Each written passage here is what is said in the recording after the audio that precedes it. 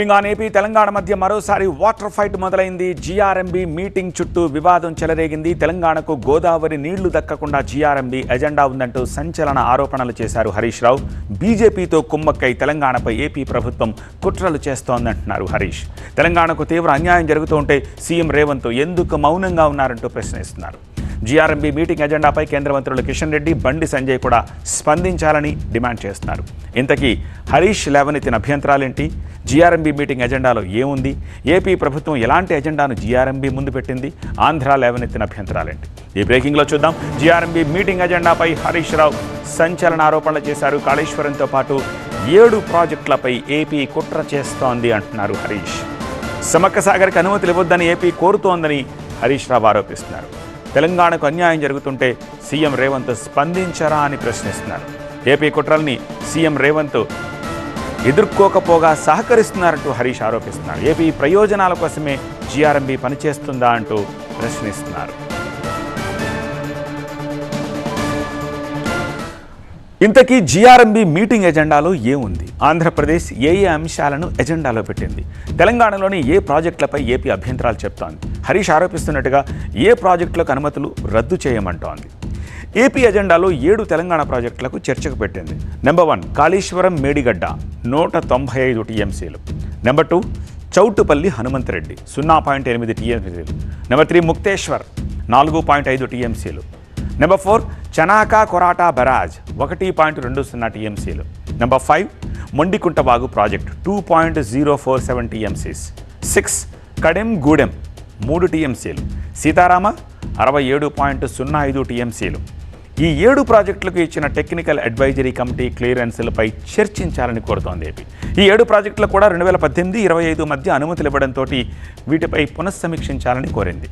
అలాగే రాష్ట్ర విభజన తర్వాత ప్రాజెక్టులపై టీఏసీ క్లియరెన్స్లపై కూడా చర్చించాలంటోంది. అయితే తెలంగాణ ప్రాజెక్టుల నిర్మాణంలో రాష్ట్ర విభజన చట్టం, గోదావరి ట్రైబ్యునల్ నిబంధనల ఉల్లంఘన జరిగిందని ఆరోపిస్తోంది ఏపీ. ముఖ్యంగా తుమ్మిడిహట్టి, సమ్మక్క సాగర్పై ఏపీ తీవ్ర అభ్యంతరం చెప్తోంది. తుమ్మిడిహట్టిని 20 టీఎంసీల నుంచి 80 టీఎంసీలకి పెంచాలన్న ప్రతిపాదన నిలిపివేయాలని డిమాండ్ చేస్తోంది. అలాగే సమ్మక్క సాగర్ ప్రాజెక్టుకి అనుమతులు ఇవ్వద్దు అంటోంది ఏపీ. ఇక 195 టీఎంసీల కాళేశ్వరాన్ని 140 టీఎంసీలకు పరిమితం చేయాలని కోరుతోంది. ఎందుకంటే తెలంగాణ ప్రాజెక్టులకు అవసరమైన నీళ్లు అందుబాటులో లేవంటోంది ఆంధ్ర. ఇప్పటికే తెలంగాణ కోటాకు మించి వాడేసుకుంటుందని ఏపీ ఆరోపిస్తోంది. ఇక గోదావరి జలాల పంపిణీ వివాదంపై కొత్త ట్రైబ్యునల్ ఏర్పాటుకు డిమాండ్ చేస్తోంది ఆంధ్రప్రదేశ్. అలాగే తెలంగాణ ప్రాజెక్టులపై హైడ్రాలజికల్ అధ్యయనానికి ప్రతిపాదించింది. ఏపీ ఎజెండాపైనే ఇప్పుడు హరీష్ రావు ఈ రకమైన సంచలన ఆరోపణలు చేస్తున్నారు. తెలంగాణ ప్రాజెక్టులపై ఏపీ కుట్రలు చేస్తుంటే సీఎం రేవంత్ ఏం చేస్తున్నారని ప్రశ్నిస్తున్నారు. జీఆర్ఎంబీ మీటింగ్ బయటకు వచ్చి వారం రోజులు అవుతున్నా సరే రేవంత్ ఎందుకు మౌనంగా ఉన్నారని నిలదీస్తున్నారు. ఏపీ కుట్రలపై తెలంగాణ బీజేపీ నేతలు స్పందించరా అంటూ కిషన్ రెడ్డి, బండి సంజయ్ కూడా ప్రశ్నలు సంధించారు హరీష్.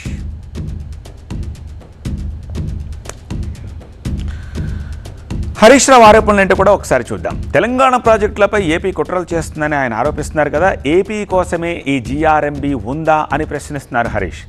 ఆల్రెడీ కట్టిన ప్రాజెక్టులపై మళ్ళీ పునఃసమీక్ష ఏంటి అనేది హరీష్ రావు ప్రశ్న. సమ్మక్క సాగర్ వదులుకుంటే తెలంగాణకు 47 టీఎంసీల నష్టం జరుగుతుందంటున్నారు ఆయన. దేశంలో ఎక్కడా కూడా అనుమతులు ఇచ్చిన ప్రాజెక్టులపై మళ్ళీ రివ్యూ జరగలేదంటున్నారు. కేంద్రం బీజేపీతో కొమ్మక్కై ఏపీ కుట్రలు చేస్తుంది అంటున్నారు హరీష్ రావు. ఇక ఏపీ కుట్రలతో ఈ 7 తెలంగాణ ప్రాజెక్టులకు గండం పొంచి ఉందంటున్నారు హరీష్. కేంద్ర నీటిపారుదల శాఖతో పాటుగా తెలంగాణలో కూడా ఏపీ అధికారుల ఆధిపత్యమే నడుస్తోందని ఆరోపించారు ఆయన.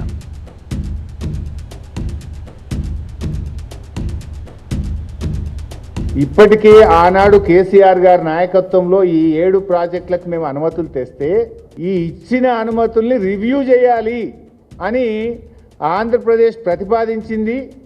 జీఆర్ఎంబీ వాడు ఎజెండాలో పెట్టేసిండు. అంటే ఇచ్చిన అనుమతులు రద్దు చేయాలని, కాళేశ్వరంకు, సీతారామకు, అన్ని ప్రాజెక్టులకు 7 ప్రాజెక్టుల అనుమతులు రద్దు చేయాలని చెప్పి ఇలా ఆంధ్రప్రదేశ్ ప్రతిపాదిస్తే జీఆర్ఎంబీ ఎజెండాలో పెట్టడం జరిగింది. ఒకవైపు తెలంగాణ ఇంజనీర్లు ఉంటారు, అందులో ఆంధ్రప్రదేశ్ ఇంజనీర్లు కూడా ఉంటారు. మరి జీఆర్ఎంబీలో ఈ ఎజెండా తయారవుతుంటే తెలంగాణ ఇంజనీర్లకు పట్టి లేదా? తెలంగాణ ఇంజనీర్లు చెప్పినా కూడా రేవంత్ రెడ్డి సైలెంట్గా ఉన్నాడా? అసలు ఈ ఎజెండా ఎట్లా వచ్చింది?